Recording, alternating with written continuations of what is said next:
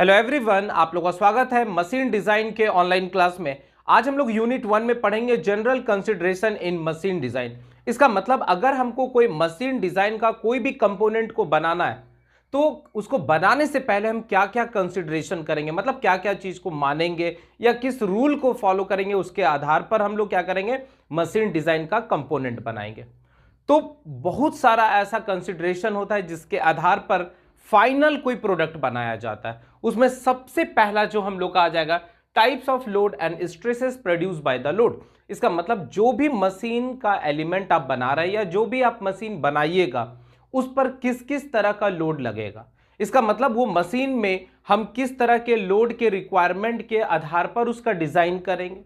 Load अगर हमको पता हो जाएगा तो उस लोड के कारण मटेरियल के अंदर कौन कौन सा स्ट्रेसेस जनरेट हो रहा है उसको हम लोग पता कर लेंगे और फिर पता करेंगे कि जो मटेरियल का मैक्सिमम लिमिट है स्ट्रेस लेने का, कहीं उससे ज्यादा तो नहीं है या उससे कम तो नहीं है। अगर ज्यादा है तो अनसेफ हो गया, अगर कम है तो डिजाइन मेरा क्या हो गया, सेफ कंडीशन पर है। तो सबसे पहला यही काम करना है कि अगर किसी भी मशीन का हमको कोई डिजाइन बनाना है, स्ट्रक्चर बनाना है या उस मशीन का कोई कंपोनेंट बनाना है तो सबसे पहला ये दिमाग में बैठा लेना है कि उस पर किस किस तरह का लोड लग सकता है और उस लोड के कारण उसमें स्ट्रेसेस कौन कौन सा जनरेट होगा। अगर हमको पहले ये सारा चीज क्लियर हो जाएगा तो मेरा जो मशीन का कंपोनेंट बनाएंगे या फाइनली जो मशीन बनाएंगे वो कभी भी फेल नहीं करेगा।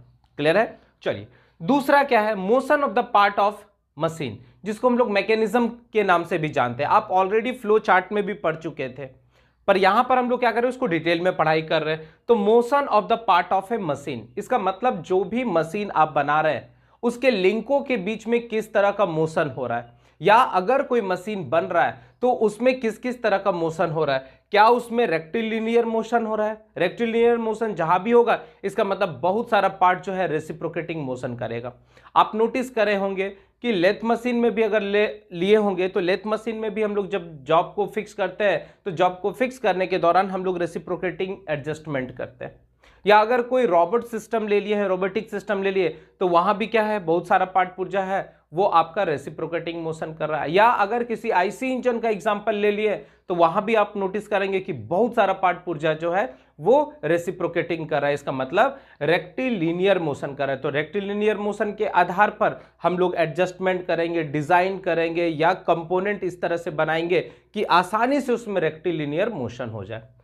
दूसरा है कर्वलिनियर मोशन। अगर मान लीजिए किसी तरह का कोई रोटरी मोशन हो रहा है या ऑक्सिलेटरी मोशन हो रहा है या सिंपल हार्मोनिक मोशन हो रहा है तो उसके आधार पर हम लोग उसका कंपोनेंट का डिजाइन करेंगे।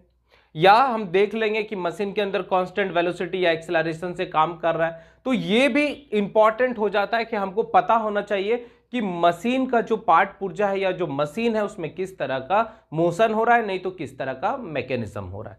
क्लियर एकदम? नेक्स्ट ये आ सकता है 4 नंबर में, डायरेक्ट आपसे लिखा रहेगा कि write down the general consideration of machine design.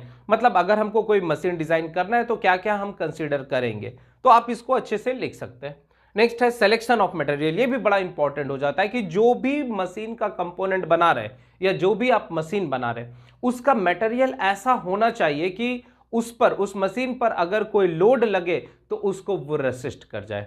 अगर आप वीक मटेरियल का सिलेक्शन कर लिए तो लोड लगने के कारण वहां पर वो डिफॉर्मेशन होगा या फ्रैक्चर टेक्स प्लेस करेगा या सिंपल भाषा में फेल हो जाएगा। इसलिए मटेरियल का सिलेक्शन हमको बहुत सोच समझ के करना है। अब ये भी दिमाग में याद रखना है कि अगर कोई मशीन बनाना है तो काफी एक्सपेंसिव मटेरियल का यूज नहीं करेंगे, क्योंकि आपको 1 पीस 2 पीस नहीं बनाना है, आपको हजारों पीस बनाना है, लाखों पीस बनाना है। तो उसमें यह भी देखना है कि एकदम चीप क्वालिटी का मटेरियल नहीं होना चाहिए या बहुत ही सुपीरियर क्वालिटी का मटेरियल नहीं, या कॉस्टली नहीं होना चाहिए। ये इंपॉर्टेंट है, बहुत कॉस्टली नहीं होना चाहिए और बहुत चीप क्वालिटी का नहीं होना चाहिए। ऐसा होना चाहिए कि वो आपको हर तरीका से सेटिस्फाइड कर सके। तो यहां पर क्या कह रहा है, a designer should have knowledge of the properties of the material and their behaviour under working condition such as strength, durability, flexibility, resistance, ability to cast, machinability etcetera.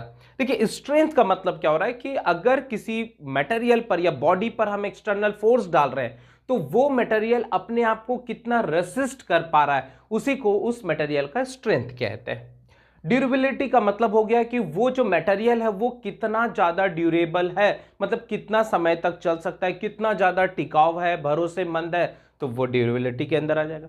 Flexibility का मतलब हो गया कि वो मटेरियल में अगर लोड लग रहा है तो उसके कारण जो डिफॉर्मेशन हो रहा है वो कितने लिमिट तक परमिसेबल दे रहा है। जैसे आप स्प्रिंग सब का एग्जांपल लेंगे तो स्प्रिंग सब क्या हो गया, फ्लेक्सिबिलिटी वाले मटेरियल का प्रॉपर्टी शो करता है। क्लियर हो गया।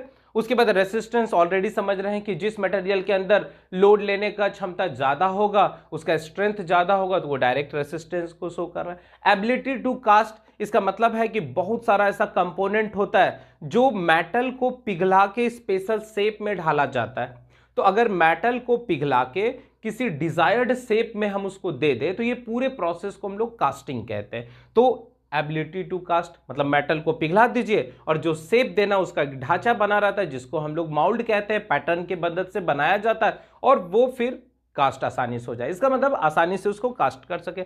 मैशिनेबिलिटी का मतलब हो गया कि जिसका मशीनिंग आसानी से किया जा सके।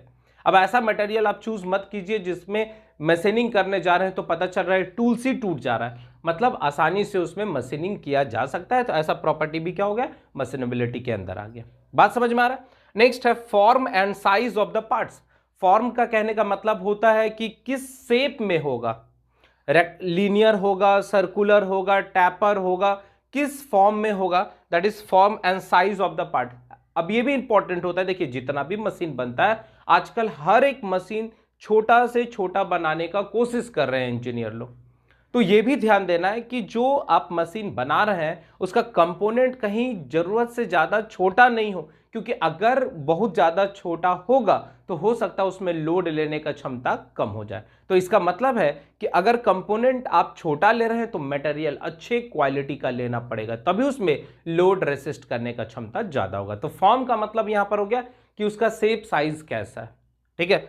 तो form and size of the part, ये भी दिमाग में बैठाना है कि जो भी मशीन बना रहे हैं उसका शेप कैसा होगा, साइज कैसा होगा, ये बहुत इंपॉर्टेंट हो जाता है। नेक्स्ट है फ्रिक्शनल रेसिस्टेंस एंड ल्यूब्रिकेशन। अगर आप कोई मशीन पार्ट्स बना रहे हैं या मशीन बना रहे हैं तो ये भी दिमाग में याद रखना है कि उसमें जरूरत से ज्यादा फ्रिक्शन डेवलप नहीं हो। अगर बहुत फ्रिक्शन डेवलप होगा तो ये याद रखना है कि पावर का लॉसेस हो सकता है, हीट जनरेट हो सकता है। तो इस तरह से डिजाइनिंग करना, इस तरह से उसका सरफेस फिनिशिंग करना है कि उसमें फ्रिक्शन कम से कम डेवलप होगा, क्योंकि फ्रिक्शन कम से कम डेवलप होगा तो पावर का लॉसेस भी कम से कम होगा। फिर देख लेना है कि उसमें लुब्रिकेशन सिस्टम कैसे यूज कर सकते हैं, लुब्रिकेशन कहां कहां कर सकते हैं। आप नोटिस करते हैं कि मशीन अगर कंटिन्यूसली काम कर रहा है तो उसमें काफी घर्षण होता है, उस घर्षण को बचाने के लिए हम लोग क्या करते हैं, लुब्रिकेशन का यूज करते हैं। तो ये भी चेक कर लेना है कि उसमें लुब्रिकेशन किस तरह से हम लोग यूज कर सकते हैं, लुब्रिकेशन किस तरह से उसमें डाला जा सकता है जिससे कि उसका फ्रिक्शन को रिड्यूस किया जा सकता है। फिर है यूजेस ऑफ स्टैंडर्ड पार्ट्स, ये बड़ा इंपॉर्टेंट होता है। देखिए आप जो भी मशीन बना रहे हैं, हो सकता है इंडिया में बहुत सारा मशीन बन रहा है और वो इंडिया के अलग अलग राज्य में उसको क्या किया जा रहा है, सप्लाई किया जा रहा है, इवन अलग अलग कंट्री में भी सप्लाई किया जा रहा है। तो ये इंपॉर्टेंट हो जाता है कि जो जो आप कंपोनेंट उसमें यूज कीजिएगा वो स्टैंडर्ड साइज का, शेप का होना चाहिए। इसका मतलब अगर कोई प्रोडक्ट मान लीजिए महाराष्ट्र में बन रहा है तो वो प्रोडक्ट अगर बिहार में आके बिक रहा है और उसका मान लीजिए कभी किसी तरह मशीन में खराबी आ रहा है तो उसका कंपोनेंट को आसानी से हम रिप्लेस कर सके। इसका मतलब हम लोकल मार्केट से जाके वो शेप साइज का प्रोडक्ट ला सके, जैसे गियर हो गया, पुल्ली हो गया, नट बोल्ट हो गया, ये सब आसानी से लेके आके उसमें फिट कर सके। तो ये भी इंपॉर्टेंट होता है कि दुनिया का कोई भी मशीन अगर बनाया जाए तो वैसा उसमें शेप साइज स्टैंडर्ड लिया जाए जो आसानी से आप इजिली इसको कहीं से भी ले सकते हैं। बात समझ में आ रहा है। तो यहां से क्या है, use of standard part, that is purchase easily from the regular shop, like purchase of gear, pulley, bearing, nut, bolt, pin et cetera. Clear एकदम है। क्या कर रहा है कि ये याद रखना है कि अगर आप कोई मशीन बना रहे हैं तो उस मशीन में जो भी पार्ट्स यूज कर रहे हैं वो स्टैंडर्ड साइज का होना चाहिए, शेप का होना चाहिए, जिससे कि आप आसानी से उसको फिट कर सकते हैं। नेक्स्ट है सेफ्टी ऑफ ऑपरेशन। अब ये बड़ा इंपॉर्टेंट हो जाता है कि अगर हम कोई मशीन कर रहे हैं, मशीन का डिजाइन कर रहे हैं, तो ये दिमाग में याद रखना है कि उसका सेफ्टी सबसे इंपॉर्टेंट हो जाए। बहुत सारा ऐसा मशीन है जो हाई रेट में प्रोडक्ट को बनाती है, तो जब हाई रेट में कोई मशीन चल रहा है तो वहां पर हो सकता है जो वर्कर वहां काम कर रहे हैं, जो भी ऑपरेटर वहां काम कर रहे हैं, वो किसी भी तरह से इंजर्ड हो सकते हैं। तो ये भी ध्यान देना है कि उसमें सेफ्टी बहुत अच्छे से यूज करना है। जैसे आप लेटेस्ट आप जितना भी सीएनसी मशीन देख रहे हैं, मिलिंग मशीन देख रहे हैं, वो सारा का सारा आप देख रहे हैं कि इस तरह से डिजाइनिंग किया गया है कि जब आप कोई प्रोडक्ट बना रहे हैं या किसी मशीन का कोई कंपोनेंट बना रहे हैं तो उसका जो चिप निकल रहा है वो इस तरह से अंदर ही रह जा रहा है कि बाहर नहीं आ रहा है, या जो उसका मूविंग पार्ट है वो आपके कांटेक्ट में नहीं आ रहा है। इस तरह से डिजाइनिंग किया कि अंदर अंदर ही सेफ ढंग से चल रहा है। तो ये इंपॉर्टेंट हो जाता है कि सेफ्टी ऑफ ऑपरेशन।